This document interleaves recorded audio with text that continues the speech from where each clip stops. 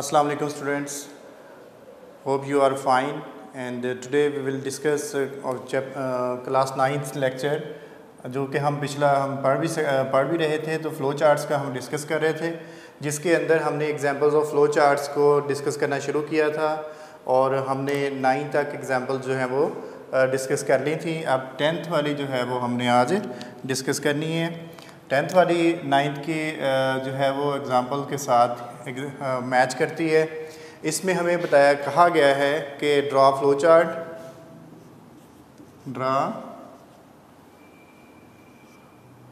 Chart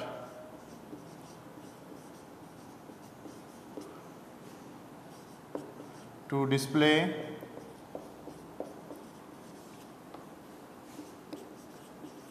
the name of the day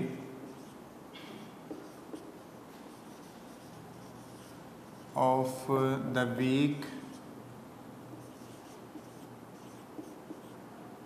by taking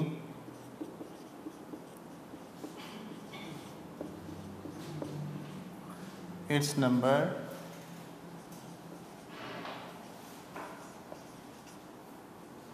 from user from 1 to 7 from user।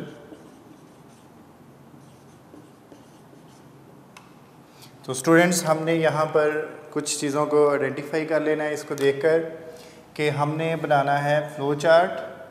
क्या करेगा वो? Display कराएगा names of the day of the week. और हमने user से क्या लेना है, यानी कि यूज़र हमें जो है वो नंबर फ्रॉम 1 to 7 जो है हमें वो फ्राहम करेगा। उसकी मदद से हमने स्टूडेंट्स करना है। तो हम फ्लो चार्ट उसका बना के देना है। तो स्टूडेंट्स, इसमें इनपुट क्या हो रही हैं? ये इनपुट है कि यूज़र 1 to 7 जो है वो हमें फ्राहम करेगा। कोई भी नंबर वो हमें फ्राहम कर सकता है, तो हमने उसके मुताबिक प्रोग्रामिंग करके देनी है कि वो जो नंबर दे हमें हम उसके हिसाब से ही उसका आउटपुट दें। तो स्टूडेंट्स, दूसरा ये है कि हमें जो है वो नंबर लेकर आउटपुट करा देनी है। तो इसके अंदर हमें डिसीजन कराने की ज़रूरत पड़ती है। इसका मतलब ये है कि इसमें डिसीजन मेकिंग का जो है वो प्रोसेस होगा स्टूडेंट्स। तो ये यहाँ पर जगह ज़रा कम है, तो हम इसको स्टार्ट करेंगे यहाँ से। तो आपको पता ही है कि सबसे पहले स्टार्ट करते वक्त हमने करना ये होता है कि ओवल शेप बनानी है।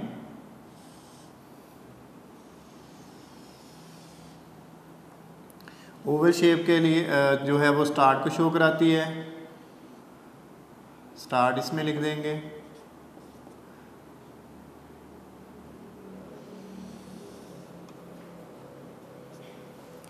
उसके बाद दूसरा जो काम है स्टूडेंट्स, वो हमने यहाँ पर इनपुट कराना है number.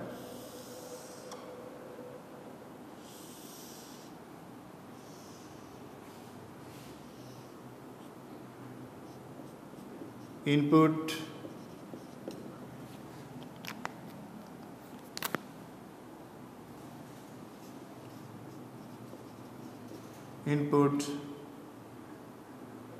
Number of the day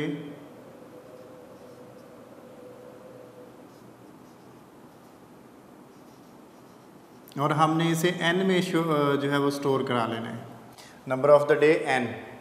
अब ये n के ऊपर डिपेंड करता है कि हमने आगे जो काम लेके जाना है स्टूडेंट। तो यहाँ पर हम अब डिसीजन करेंगे। तो डिसीजन करने के लिए हमें ज़रूरत है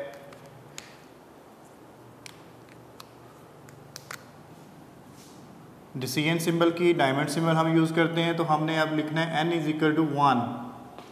यहाँ पर n = 1 ये कंडीशन हमने लगा दी कि अगर वो इफ़ भी लिख सकते हैं साथ, या इज़ भी लिख सकते हैं, क्वेश्चन मार्क लगा सकते हैं साथ। इससे भी पता चल जाएगा यहाँ ये कंडीशन है कि n = 1 है या नहीं है। तो अगर तो यस है ये, अगर if this is true, yes है, तो हम इसको यहाँ पर डिस्प्ले करा देंगे, आउटपुट करा देंगे। डिस्प्ले या आउटपुट लिखें, कुछ भी इसमें से कोई लिख सकते हैं। Output Monday. Day is Monday भी लिख सकते हैं आप, आउटपुट मंडे भी लिख सकते हैं। तो ये आउटपुट हो जाएगी क्योंकि नंबर 1 जो डे होता है वो हमारा मंडे है, तो आउटपुट हम कर देंगे मंडे।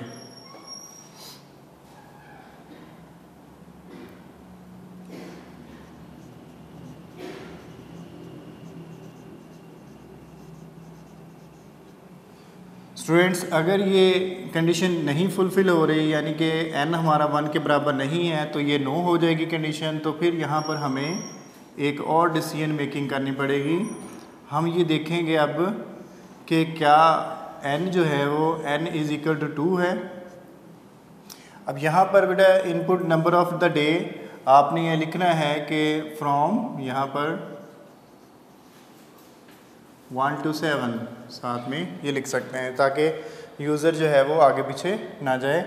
अब यहाँ पर हमारा ये भी कंडीशन कि n इज़ इक्वल टू 2, ये ट्रू हो सकती है या फॉल्स हो सकती है। तो इसके लिए भी 2 कंडीशंस हम निकाल लेते हैं इसमें से। तो ये येस और नो 2 कंडीशंस की फॉर्म में हो सकता है कि n इज़ इक्वल टू 2, या ये यूज़र जो है वो हमें 2 नंबर पुट करता है, तो इसका मतलब ये हुआ कि हमें डिस्प्ले अब कराना पड़ेगा।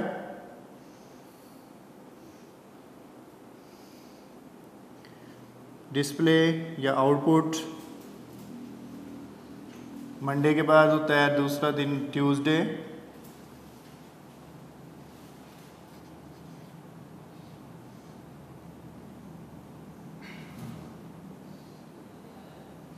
Display Tuesday. तो ये इसके लिए डिस्प्ले आउटपुट कराने के लिए हम लोग यहाँ पर जो है वो यूज़ कर रहे हैं पैरेललोग्राम। कल हमने जब असाइन की थी एक वैल्यू,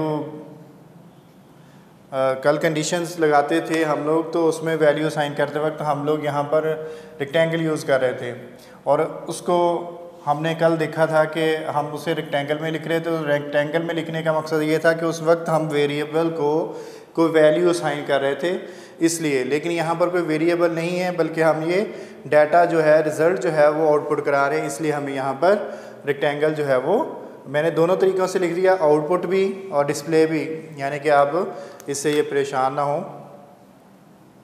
कि ये दोनों लिखे जा सकते हैं।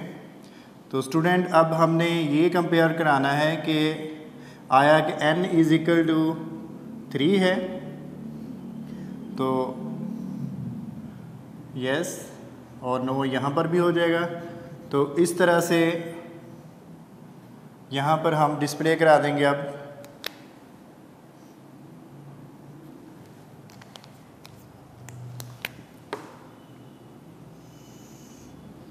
Output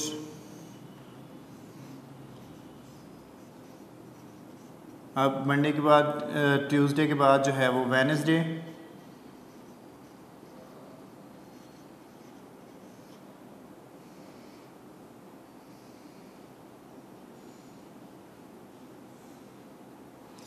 output Wednesday. तो स्टूडेंट्स, अब हमने यहाँ पर n को बता देना है कि n इज़ 4, यहाँ is n is 4 equal to 4, ये भी लिख सकते हैं, या simple n is equal to 4 भी लिख सकते हैं। तो यहाँ पर हम अब डिस्प्ले कराएंगे। 4th जो डे होता है वो होता है आपके पास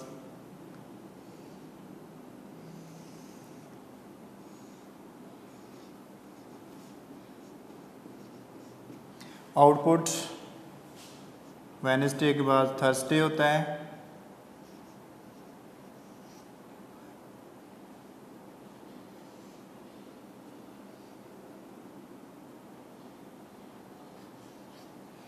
आउटपुट थर्सडे। स्टूडेंट्स, अब इसमें भी येस और नो कंडीशंस आई थी, तो यहाँ पर अब नो कंडीशन हम लिख लेते हैं। नो कंडीशन आई तो हमने अब मज़ीद कंपेयर करना है।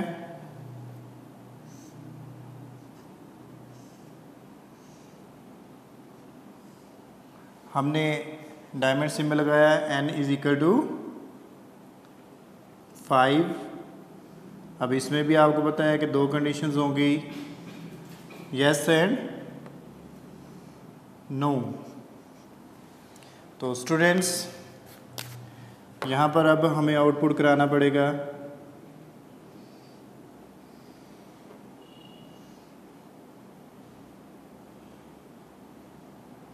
आउटपुट फ्राइडे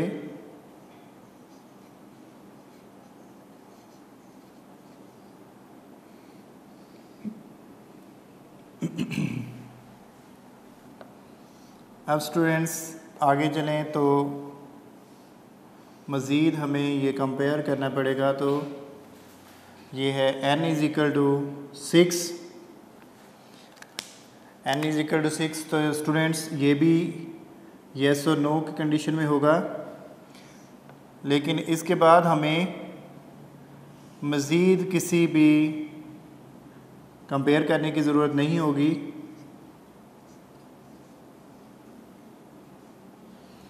तो यहाँ पर हम डिस्प्ले करा देंगे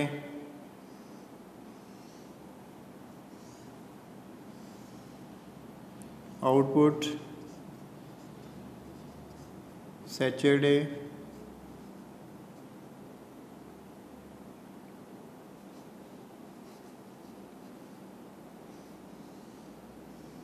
और अब 9 है तो ज़ाहिर है कि अब हमारे पास एक ही दिन बचता है, तो यहाँ पर भी आउटपुट करा देंगे।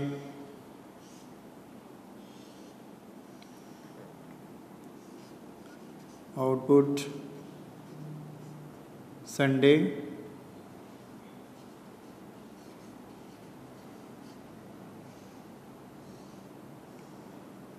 तो स्टूडेंट्स हमने देखा, ये हमने जो कंडीशन लगा के पूरे जो जितने भी वीक के डेज़ थे हमने उसको कर लिया, और अब हम इसको संडे के बाद हमारा प्रोग्राम जो है वो क्लोज़ हो जाएगा। तो हम इन सारी जो जितनी भी हमारी कंडीशंस थी इनको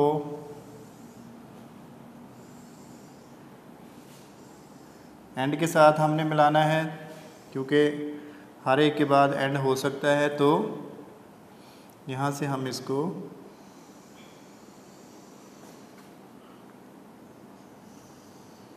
इस तरह से मिला देते हैं।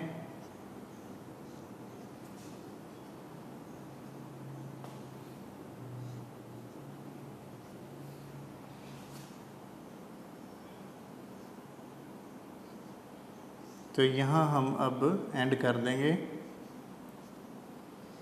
और एंड करने के लिए हमें पता है कि हम सिंबल जो है वो ओवल यूज़ करते हैं।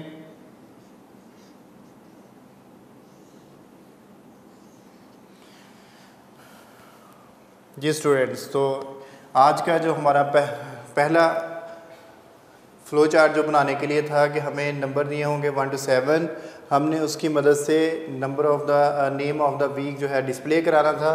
तो हमने देखा किस तरह से जो है हम इसमें डायमंड सिंबल का यानी कि डिसीजन मेकिंग का यूज़ करते हैं, और उसकी मदद से हम लोग जो है अपना काम निकालते हैं। तो हमने शुरू में देखो इनपुट कराई, उसके बाद हम डिसीजन मेकिंग करते जा रहे हैं, तो जिसके बाद हमारा जो है वो आउटपुट साथ साथ देते जा रहे हैं। तो उम्मीद है ये आपको समझ आ गया होगा। तो बढ़ते हैं अगले जो है वो फ़्लो चार्ट की तरफ। तो अगला फ़्लो चार्ट जो है, तो input 5 values 1 by 1 and determine if the given value is odd और इवन।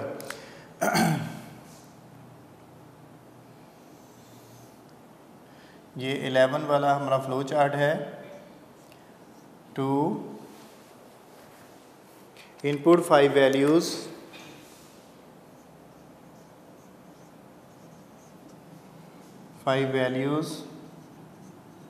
यानी कि कोई भी यूज़र जो है वो 5 वैल्यूज़ को इनपुट करेगा 1 by 1, एक के बाद एक इकट्ठी नहीं वो करेगा, 1 by 1 input 5 values 1 by 1 and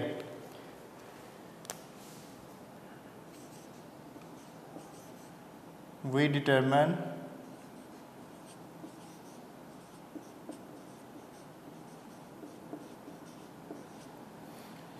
if the value is odd or even। Students, ये हमारा नेक्स्ट जो है वो फ्लो चार्ट है। तो फ्लो चार्ट को हमने बनाना है, अब इसको रेज़ करना पड़ेगा, हमारे पास जगह कम है। तो मैं ये रेज़ कर रहा हूँ, आप लोग पीछे वीडियो को पॉज कर लें और इसको नोट कर लें।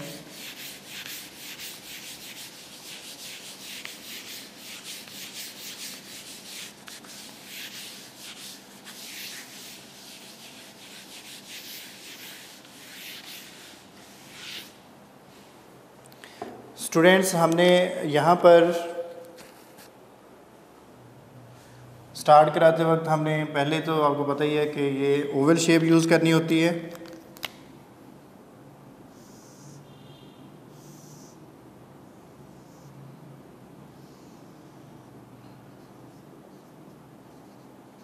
स्टार्ट करा दिया। अब हमने यहाँ पर जो है वो काउंट को सेट करना है कि काउंट इज़ इक्वल टू 0।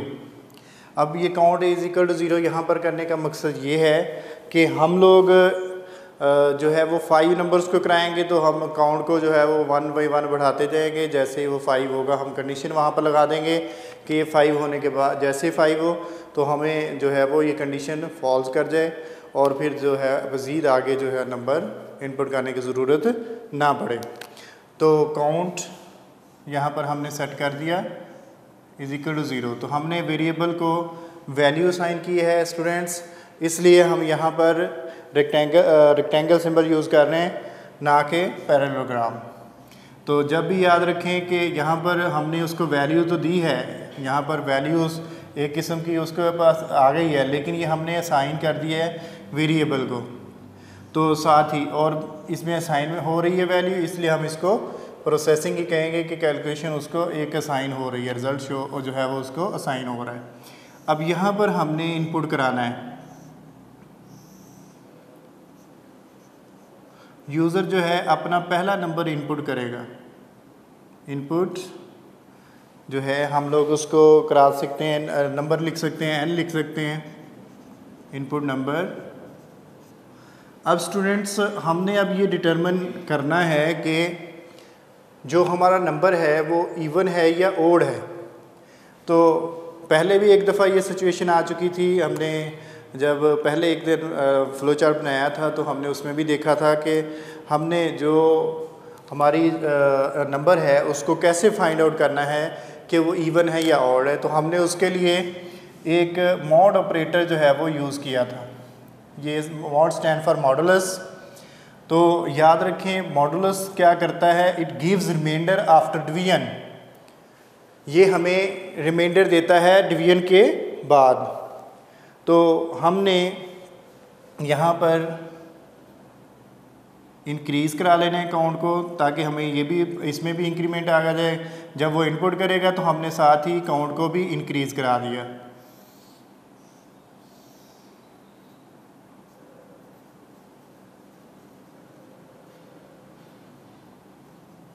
ताकि नंबर 1 जो है वो हमें पता चल जाए। इंक्रीज़ काउंट बाई 1, यानी कि काउंट में ये पहला नंबर पुट करेगा तो काउंट में एक इजाफा हो जाएगा। पहला काउंट क्या हो गया हमारे पास ए, उसका पता चल जाएगा कि एक नंबर इनपुट हमारा हो चुका है।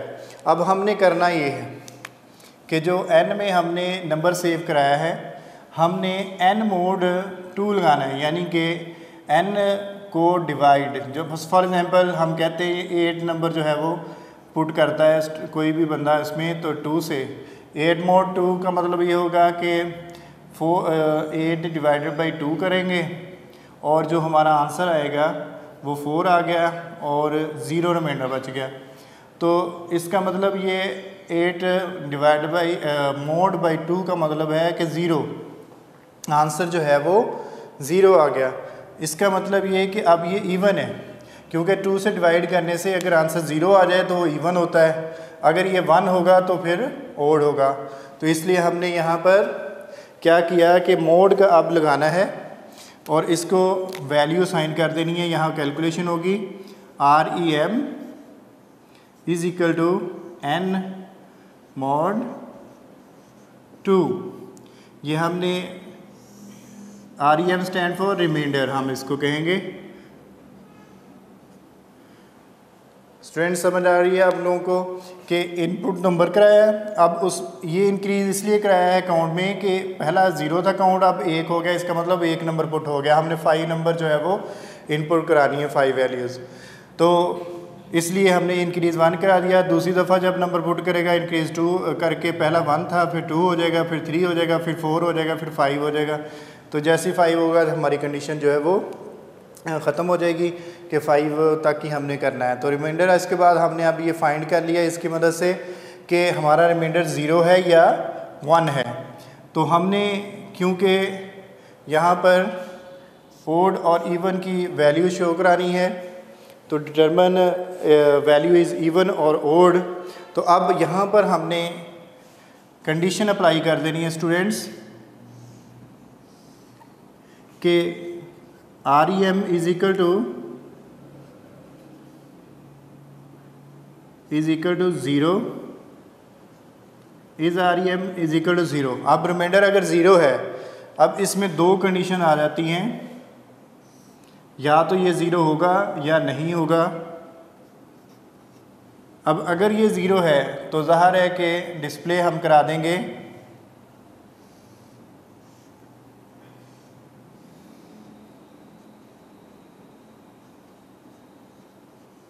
डिस्प्ले या प्रिंट हम कर देंगे display n is odd, n is even. Yes अगर होगा, ज़ाहिर है कि अगर 0 आंसर आ गया तो n इवन हो गया। अगर ये नो है तो ज़ाहिर है कि फिर प्रिंट n इज़ ओड। यहाँ पर डिस्प्ले करा रहे हैं हम, कोई वैल्यू असाइन नहीं कर रहे स्टूडेंट्स, तो इसलिए हमने इसको ये करना है। अब ये इसके बाद हमने एक और कंडीशन लगानी है जिससे हमारा ये दोनों ही आगे एक पॉइंट पर आ जाते हैं, और यहाँ पर हम कनेक्टर भी यूज़ कर सकते हैं, लेकिन आपकी बुक में ये वाला कनेक्टर यूज़ करना उन्होंने नहीं कहा, तो इस आपकी बुक में ऐसे ही उन्होंने लिखा हुआ है, तो हम इसको ऐसे ही लेके चलेंगे। अब हमने ये बताना है कि काउंट जो है वो क्या 5 हो चुका है, क्योंकि काउंट में आपने पहली दफ़ा जब ये एक दफ़ा रिपीट किया तो 1 हो जाना है, फिर 2, फिर 3, फिर 4, फिर 5, फिर 6 जैसे ही होने लगेगा, तो ये हमारी कंडीशन जो है उसे वहाँ पर स्टॉप कर देगी। Is count is equal to 5, क्या काउंट जो है वो 5 हो चुका है, तो यहाँ पर हम लिख लेते हैं यस।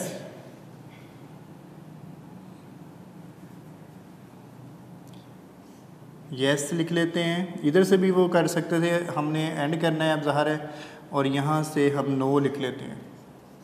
तो स्टूडेंट्स अगर ये नो है तो ज़ाहिर है कि हमें इसको रिपीट कराना है, तो यहाँ से हम इसको वापस भेज देंगे।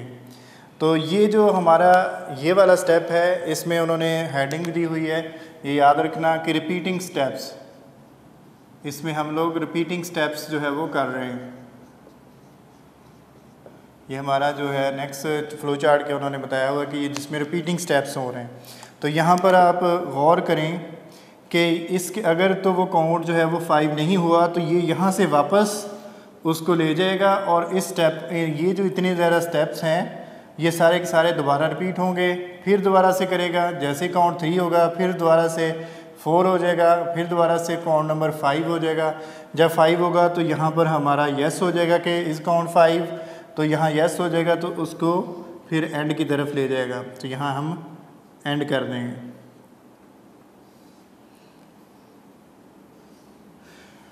स्टूडेंट्स इसको समझ लें दोबारा से।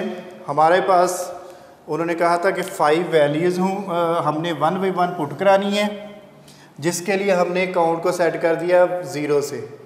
अब जब पहली दफ़ा रिपीट हो गया तो काउंट एक दफ़ा पहले में 1 हो जाएगा, इंक्रीज़ होके 0 से 1 हो जाएगा। तो ये 5 वैल्यूज़ को कराने के लिए हमने किया। अब बाद में हमारा जो काम था, हमने ये डिटरमिन करना था कि ये इवन है या ओड है, तो उसके लिए हमने फिर ये आगे कैलकुलेशन की कि रिमाइंडर को हमने फाइंड करवाया। रिमाइंडर फाइंड करा के हमने देखा कि वो 0 है या नहीं है। अगर तो वो ज़ीरो है ज़ाहिर है वो फिर इवन हो जाता है, अगर वो ओड है तो फिर ज़ाहिर है वो ज़ीरो नहीं होगा। तो नो हमने इसको लिख लिया। फिर उसके बाद हमने इस काउंट 5, यहाँ पर हमने इसलिए लिखा काउंट 5 क्योंकि इंक्रीज़ कर कर के वैल्यू हमारी 5 वैल्यूज़ हमने पुट करानी है, इसके आगे नहीं करानी। तो जैसे ही 5 होगी तो ये आगे येस हो जाएगी कंडीशन और एंड हो जाएगा प्रोग्राम। तो इस तरह से ये आपका रिपीटिंग स्टेप है। यहाँ पर नहीं तो नहीं, अगर 5 होगी तो ये रिपीट हो जाएगा। तो इस तरह से ये आपका जो फ्लो चार्ट है ये रिपीटिंग स्टेप्स वाला कंप्लीट हो जाता है। तो स्टूडेंट्स उम्मीद है समझ आई होगी। अब हम बढ़ते हैं हमारे जो आज के, ये इसको रेज कर दूँ। अगला जो है हमारा लास्ट फ्लो चार्ट है रिपीटिंग स्टेप्स वाला। तो हम जल्दी जल्दी उसकी तरफ आते हैं। To find a sequence of odd numbers starting from a given number till some limit. To find the 12वां है to find the sequence of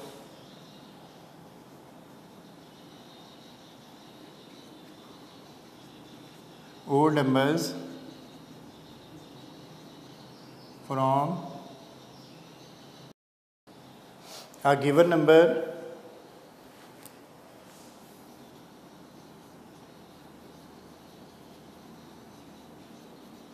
till some limit।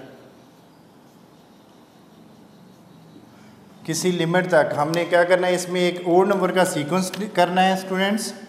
तो गिवन नंबर से हमने उसको स्टार्ट करना है और उसकी जो लिमिट उसने बताई होगी हमने उस तक उसको करना है। तो हम जल्दी जल्दी से इसको स्टार्ट करते हैं। स्टार्ट करने के लिए ज़ाहिर है वही हमने सिंबल यूज़ करना है स्टूडेंट्स, स्टार्ट सिंबल। अब आपको जो है वो यहाँ पर इनपुट कराना है नंबर। दो चीज़ें इनपुट करानी है इसमें स्टूडेंट्स।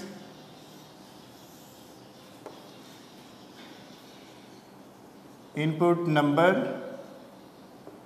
उसको n में रख लिया एंड लिमिट के n कौन सा है। मसलन आप कहते हैं ये 5 नंबर से स्टार्ट होगा तो 11 जो है इसकी 11 तक लिमिट है। तो ये इस तरह से एक लिमिट हो जाएगी। हमने वो उसने दोनों चीज़ें इसके अंदर इनपुट करा देनी है। तो आगे ओड फाइंड करने के लिए हमें पता है हम लोग यूज़ करते हैं रिमाइंडर फाइंड, जो पिछले में भी किया कि n mod 2 कर लेंगे। तो ये वैल्यू जो है ये कैलकुलेशन होकर हमारी REM को स्टोर हो जाएगी। अगर ये स्टोर हो जाती है तो यहाँ पर हम यहाँ पर डिस्कस कर लेंगे कि REM जो है हमारा इज़ इक्वल टू 0 है या नहीं है। तो ये डिसीजन मेकिंग का सिंबल हम यहाँ पर बना देंगे। तो यहाँ पर यस और नो दो कंडीशंस आएंगी स्टूडेंट्स। तो यस और नो कंडीशन जो है इनकी मदद से हम आगे चलेंगे। अगर नो है यानी कि ज़ीरो नहीं है तो इंक्रीज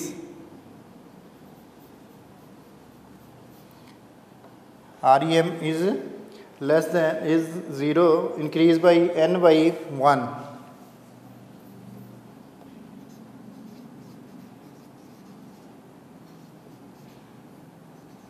जो हमारा n है उसे 1 से हमने कर लिया इंक्रीज़। तो ये इंक्रीज़ हो रहा है। हम यहाँ पर इसको शो कराएंगे इसमें रेक्टेंगल सिंबल में और नो यहाँ पर हम नो लिखेंगे।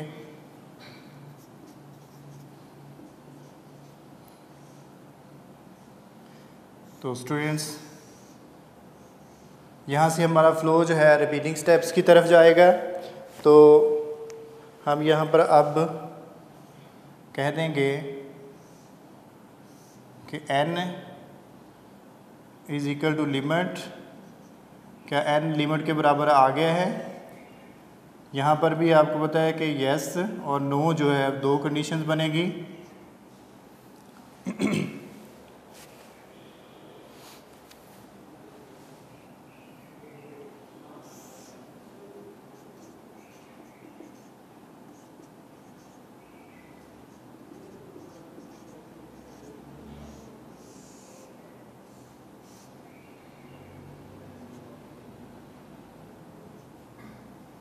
तो स्टूडेंट्स येस और नो, तो अगर लिमिट से छोटा है तो हम इसको रिपीट करा देंगे यहाँ से, और अगर ये येस हो गया तो हम इसको ले जाएंगे नीचे की तरफ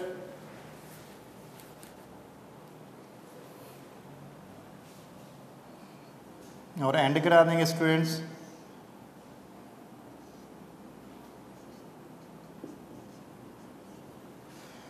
तो यहाँ पर हमने देखा कि किस तरह से ये स्टेप्स रिपीट हो रहे हैं, तो उम्मीद है ये समझ आ गया होगा। तो नेक्स्ट के लिए इंशाल्लाह आपको अल्लाह हाफिज़।